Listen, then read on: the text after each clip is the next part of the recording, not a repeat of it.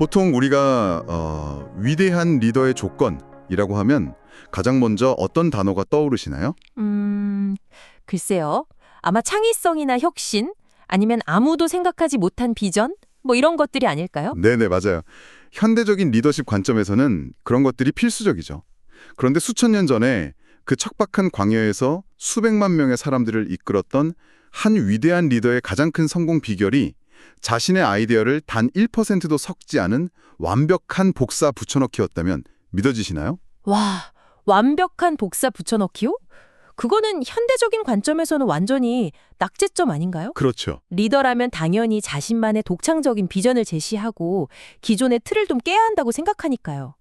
자신의 주관 없이 그저 시키는 대로만 했다면 그건 리더가 아니라 그냥 단순한 실행자에 불과한 것 아닌가 하는 의문이 드네요. 맞습니다. 바로 그 역설적인 성공의 비밀, 철저하게 자신을 지우고 도면만을 따랐던 그 기이한 리더십의 본질을 오늘 파헤쳐 보려고 합니다. 안녕하세요, 구독자 여러분. 오늘 저희는 유튜브 바이블 캠퍼스 구독자님께서 보내주신 묵상 스케치 자료를 깊이 있게 살펴보겠습니다. 네, 정말 기대가 됩니다. 오늘 다룰 내용이 출애굽기 40장이죠? 네, 맞아요. 이번 탐구의 핵심 텍스트가 바로 출애굽기 40장입니다. 전날 39장에서 제사장들의 그 화려하고 거룩한 예복 제작 과정을 다루었다면 오늘은 드디어 성막, 그러니까 고대 이스라엘의 거대한 이동식 성전이 완공되고 그곳에 하나님의 영광이 가득 임하는 아주 장엄한 하이라이트를 다룹니다. 아주 흥미롭고도 무거운 텍스트네요. 출애굽기 전체를 관통하는 그 거대한 프로젝트가 마침내 결실을 맺는 순간이니까요. 그러니까요. 그런데 구독자님, 이 고대의 성막 건축 이야기가 단순히 수천 년 전 사막에서 있었던 건축 기록으로 끝난다면 우리가 귀중한 시간을 내어 이렇게 자세히 들여다볼 이유가 없겠죠. 네, 당연하죠. 단순한 역사 허군부가 아니니까요. 맞습니다. 오늘 우리의 미션은 명확합니다. 이 오래된 기록 속에서 오늘날 우리의 일상 한가운데 삶의 성막을 어떻게 완성해야 하는지, 그리고 하나님의 임재가 도대체 우리의 현실에서 어떤 의미를 갖는지 그 핵심 인사이트를 뽑아내는 겁니다. 자, 그럼 본격적으로 이 내용을 풀어볼까요? 좋습니다. 우리가 눈에 보이는 웅장한 결과물이나 그 공간에 나타난 신비로운 현상을 보기 전에 먼저 이 거대한 프로젝트를 진두지휘했던 모세의 내면을 들여다봐야 하거든요. 아, 모세의 내면이요? 네, 설계 단계에서 그가 가졌던 마음가짐, 그리고 지성이 어떠했는지가 이 모든 이야기의 진짜 출발점입니다. 그 자료에 인용된 출애굽기 40장 16절을 보면 이렇게 기록되어 있더라고요. 모세가 그같이 행하되 곧 여호와께서 자기에게 명령하신 대로 다 행하였더라. 네, 핵심적인 구절이죠. 사실 솔직히 말씀드리면 저는 이 구절을 읽으면서 묘한 답답함을 좀 느꼈어요. 답답함이요? 어떤 부분에서요? 아니, 모세가 누구니까 이집트 왕실에서 당대 최고의 엘리트 교육을 받았고 홍해를 가르고 수백만 명을 이끄는 천재적인 리더잖아요. 네네, 엄청난 인물이죠. 그런데 성막을 지을 때는 마치 아무 생각 없는 건설 노동자처럼 도면만 그대로 따랐다는 건데 이게 너무 자신의 재능을 낭비한 건 아닌가 싶더라고요. 아하, 그렇게 보일 수도 있겠네요. 제가 그 이케아에서 책상을 사서 조립할 때를 생각해 보면요. 당연히 설명서를 따르겠지만 한 국가의 영적 중심을 세우는 일이라면 리더의 어떤 뛰어난 창의성이나 현장의 상황에 맞는 유연함이 들어가야 하는 거 아닐까요? 설명서 무시하고 내 열정대로 조립하다 보면 막 나사 하나 남고 책상 흔들리고 그러잖아요. 영적 삶도 이런 걸까요? 아주 재미있는 비유네요. 사실 우리가 흔히 범하는 영적인 오류가 바로 거기에 있습니다. 리더의 재능과 창의성이 개입되어야 한다는 생각 말이죠. 여기서 매력적인 사실은 이 성막이 어떤 공간인지를 우리가 다시 한번 기억해야 한다는 겁니다. 성막의 본질적인 용도 말이죠. 네, 맞습니다. 성막은 사람들이 모여서 회의를 하는 마을 회관이 아니거든요. 거룩하신 하나님이 직접 내려와 머무시는 공간입니다. 인간의 창의성은 결국 인간의 한계나 편견, 그리고 은연중에 숨어있는 인간의 허영심을 포함하기 마련이잖아요. 아, 듣고 보니 그렇네요. 인간의 허용심. 그래서 모세가 자신의 미적 감각이나 광야에서는 이게 더 실용적일 텐데 하는 그 효율성을 덧붙이는 순간 그것은 더 이상 하나님의 처소가 아니라 모세의 기념비로 전락해버리는 겁니다. 와, 모세의 기념비가 된다. 내 열정이나 내 아이디어가 앞서는 순간 본질이 변질된다는 거군요. 정확합니다. 그래도 일하다 보면 여기는 조금 더 화려하게 꾸미면 백성들이 더 좋아하지 않을까? 아니면 이 기구는 배치를 조금 바꾸는 게 동선에 좋지 않을까? 이런 유혹이 끊임없이 들었을 것 같거든요. 당연히 들었겠죠. 광야라는 척박한 환경에 불평불만이 가득한 수백만의 군중 속에서 리더는 무언가 대단한 성과를 보여주고 싶은 압박감에 엄청 시달렸을 겁니다. 하지만 오늘 자료는 진정한 성공을 내 계획과 비전의 성취로 정의하지 않더라고요. 그럼 뭐라고 정의하나요? 진정한 성공은 하나님의 설계도가 내 삶에서 1mm의 오차도 없이 그대로 구현되는 것이라고 말합니다. 성막의 덮개나 기둥의 받침 하나하나가 제자리에 놓일 때마다 여호와께서 명령하신 대로 되니라라는 기준의 모세의 지성이 완전히 고정되어 있었다는 점이 가장 핵심입니다. 아, 모세의 지성이 말씀이라는 기준에 딱 고정되어 있었다. 그렇다면 여기서 현실적인 질문 하나 드릴게요. 네, 해주시죠. 지금 이 방송을 들으시는 우리 구독자님들도 일상을 살다 보면 막 열정이 앞설 때가 있잖아요. 아, 하나님, 이 방식이 요즘 트렌드에 맞고 수익률도 훨씬 좋습니다. 제 방식대로 한번 해볼게요.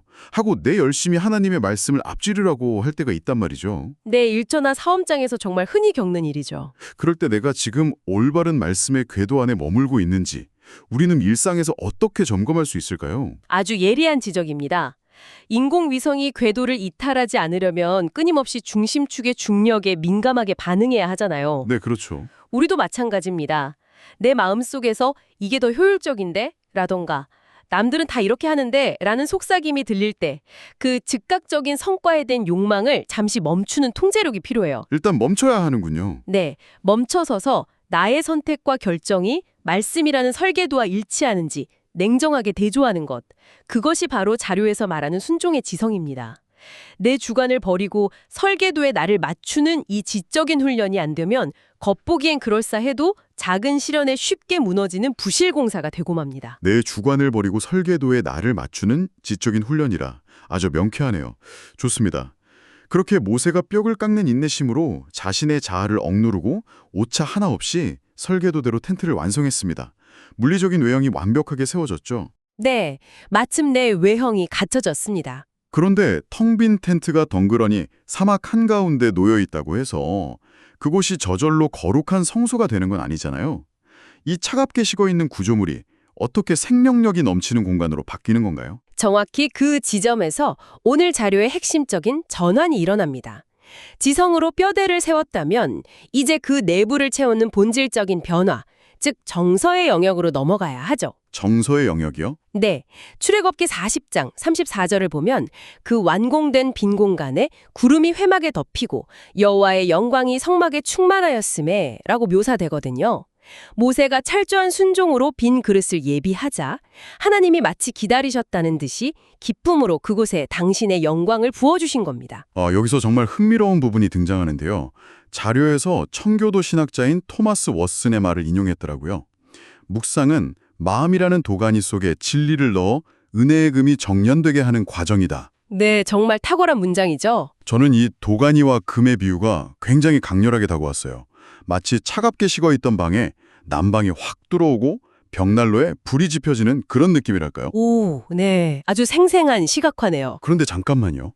우리가 보통 묵상이라고 하면 조용한 아침에 커피 한 잔 마시면서 성경 구절을 평화롭게 읽고 마음의 안정을 찾는 그런 정적인 이미지를 떠올리잖아요. 보통은 그렇게들 생각하시죠. 그런데 지금 이 비유는 용광로에서 금을 뽑아내는 굉장히 거칠고 뜨거운 산업 현장 같은 느낌이 납니다. 왜 굳이 도가니라는 표현을 썼을까요?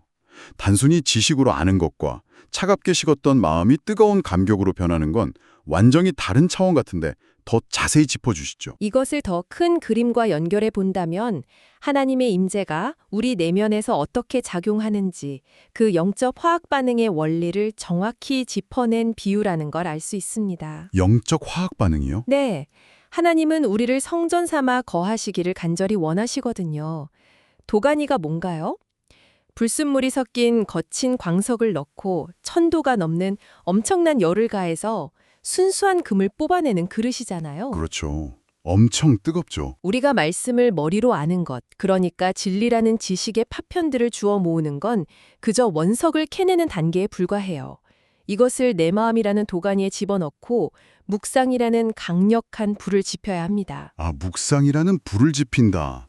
그럼 그 불에 타서 없어지는 불순물은 구체적으로 어떤 것들인가요? 우리의 그 이기적인 자아, 내일 당장 어떻게 먹고 살지 걱정하는 불안감, 남들에게 인정받고 싶은 허영심, 그리고 마지못해 억지로 하는 종교적인 의무감 같은 것들이죠. 아, 저도 그런 게 참 많은데 그게 다 불순물이군요. 진리의 말씀이 내 삶의 현실과 부딪히면서 끊임없이 질문하고 씨름하는 그 치열한 묵상의 과정 속에서 이런 불순물들이 고통스럽게 타들어가는 겁니다. 고통스럽게요? 네.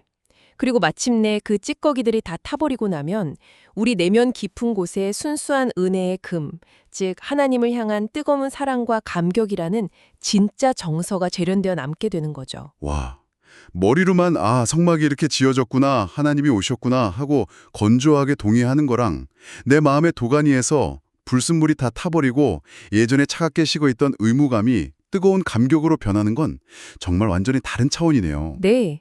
지적인 활동을 넘어서는 필수적인 과정이죠. 지성으로 순종의 틀을 짜고 그 안에 정련된 뜨거운 정서를 채운다. 완벽합니다.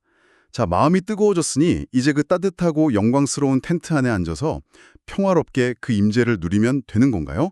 아, 많은 분들이 거기서 멈추고 싶어 하시죠. 아, 너무 좋다, 은혜롭다 하면서요. 그렇죠. 나가기 싫잖아요. 하지만 성막의 완성은 결코 휴식을 의미하지 않습니다. 불이 지펴졌다면 이제 문을 열고 밖으로 나가야 합니다. 우리의 일상, 즉 가정과 일터에서 어떻게 살아야 하는지 실천적 영역으로 나아가는 것, 이것이 자료가 제시하는 마지막 기둥인 결단의 영역입니다. 그래서 이 모든 것이 우리에게 어떤 의미가 있을까요? 자료를 보면 성막 위에 임했던 구름이 단순히 거기 머물러 있기만 한 게 아니라 이스라엘 백성들의 길을 인도했다고 나오더라고요. 네, 구름 기둥의 역할이죠. 저는 이 대목에서 오늘날 우리가 흔히 쓰는 영적 GPS라는 단어가 떠올랐어요. 우리는 종종 내 경험이라는 과거의 지도나 내 판단이라는 낡은 내비게이션을 계속 고집하곤 하잖아요. 네, 아주 적절한 비유입니다. 이스라엘 백성들에게 구름 기둥은 생존의 결정짓는 내비게이션이었어요. 광야는 애초에 길이 없는 곳이잖아요.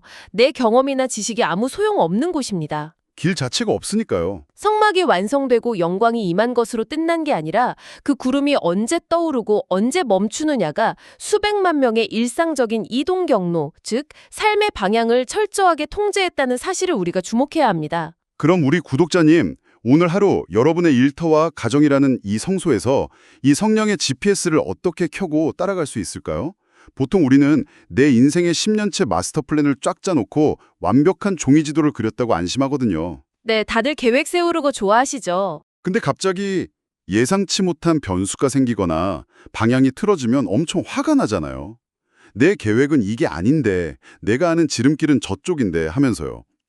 결국 영적 GPS를 따른다는 건 내 낡은 지도를 버린다는 뜻이겠네요. 그렇습니다. 누구나 자신에게 익숙하고 편안한 길로 가려는 관성이 있거든요. 하지만 구름 기둥 아래서 동행한다는 것은 가만히 하늘만 쳐다보며 멈춰있는 수동적인 상태가 절대 아닙니다. 아, 수동적인 게 아니다. 생각해 보십시오. 거대한 성막은 그냥 텐트 천 쪼가리 몇 개가 아니에요. 무거운 금촛대, 엄청난 무게의 널판지, 겹겹이 덮은 동물 가죽들. 어휴, 구름이 떠오르면 그 수많은 짐을 당장 해체해서 싸야 했고, 구름이 멈추면 아무리 척박한 땅이라도 다시 기초부터 성막을 세워야 했습니다. 와, 듣기만 해도 피곤해지네요.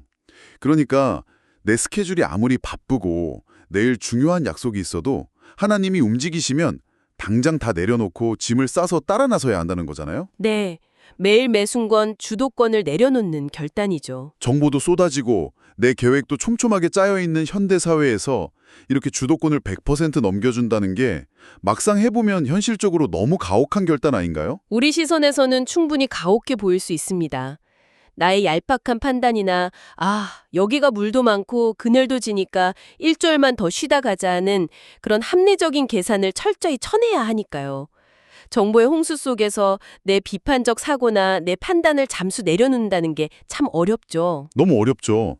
내가 통제하고 싶으니까요. 하지만 반대로 생각해보면 구름 기둥이 없으면 그들은 뜨거운 태양과 길 잃은 사막에서 단 하루도 버틸 수 없었습니다. 내 판단을 내려놓고 성령의 인도하심을 따라 한 걸음씩 내디디는 결단, 그것은 속박이 아니라 가장 안전하고 확실한 생명의 길로 나아가는 아주 능동적이고 치열한 투쟁입니다. 치열한 투쟁. 네, 이 결단이 있을 때 비로소 우리의 일터와 가정이 하나님의 영광에 빛나는 성소가 되는 것입니다. 능동적이고 치열한 투쟁이다. 너무 좋습니다. 오늘 우리가 함께 탐구한 이 깊고 묵직한 내용들을 구독자님을 위해 짧고 명확하게 요약해 보겠습니다. 오늘 우리는 출애굽기 40장에 묘사된 성막완공의 대장정을 통해 우리 삶에 세워야 할 세 가지 기둥을 확인했습니다. 네, 첫째 지성이었죠. 성공은 내 아이디어를 관철시키는 것이 아니라 철저하게 나를 비우고 하나님의 말씀이라는 설계도를 내 삶에 그대로 구현하는 것입니다. 맞습니다. 그리고 둘째는 정서였습니다. 토마스 왓슨이 말한 마음의 도가니에서 일어나는 치열한 묵상의 화학 반응을 통해 불안과 의무감이라는 불순물을 태우고 하나님을 향한 순수한 은혜의 감격을 정련해내는 거였죠. 네, 완벽합니다. 마지막 습제는 결단이었습니다. 내 경험이라는 맑은 지도를 찢어버리고 삶의 주도권을 성령이라는 임재의 구름 기둥에 온전히 내어드리는 치열한 순종의 발걸음이죠. 결국 삶의 성막을 짓는다는 건요, 남들에게 자랑할 만한 흠결 하나 없고 으리으리한 건물을 세우는 게 목적이 아닙니다. 하나님의 영광이 그 따뜻한 구름 기둥에 머물 수 있는 순종의 공간을 기꺼이 내어드리는 것이죠. 가장 위대한 건축물은 결국 가장 깊은 순종 위에서만 지어질 수 있다는 사실을 이스라엘 백성들이 증명해준 셈입니다. 네, 자 이제 오늘 시간을 마무리하면서 구독자 여러분의 일상에 작은 파문을 일으킬 도발적인 질문을 하나 던지고 싶습니다. 오, 어떤 질문일지 기대가 되네요. 앞서 자료에서 성막 위의 구름이 이스라엘의 길을 인도했다고 했죠. 모세는 설계도대로 성막을 정말 완벽하게 지었고 도가니 속에 금처럼 뜨거운 감격이 넘쳐 흘렀으며 마침내 그곳에 하나님의 영광이 가득 찼습니다. 모든 게 평화롭고 완벽하고 안정적으로 보입니다. 네, 아주 완벽한 상태죠. 하지만 그 구름은 한 곳에 영원히 머물지 않습니다. 만약 내일 당장 여러분이 수년에 걸쳐 공들여 지은 삶의 성소에서 내가 너무나 완벽하게 적응한 직장이나 익숙한 관계, 이 편안한 환경 위로 하나님의 구름 기둥이 훌쩍 떠올라 전혀 예상치 못한 낯선 광야를 향해 이동하기 시작한다면 어떨까요? 상상만 해도 떨리네요. 구독자님은 애써 깊게 박아둔 그 익숙한 텐트 말뚝을 미련 없이 즉시 뽑아내고 다시 그 척박한 모래바람 속으로 구름을 따라 나설 준비가 되어 있으신가요? 참으로 두렵고도 가슴 뛰는 질문이 아닐 수 없습니다. 그 구름 기둥이 여러분을 어디로 이끌든 오늘 하루도 그 압도적인 임재 아래서 주님과 동행하며 승리하는 복된 하루가 되기를 축복한다는 원문 자료의 따뜻한 인사를 끝으로 전해드립니다. 여러분의 영적 텐트 말뚝이 언제든 구름 기둥에 즉각적으로 반응할 수 있도록 가볍게 채비된 깨어있는 하루가 되기를 바랍니다. 저희는 다음 시간에 또 다른 깊이 있는 탐구로 찾아오겠습니다. 함께해 주셔서 감사합니다.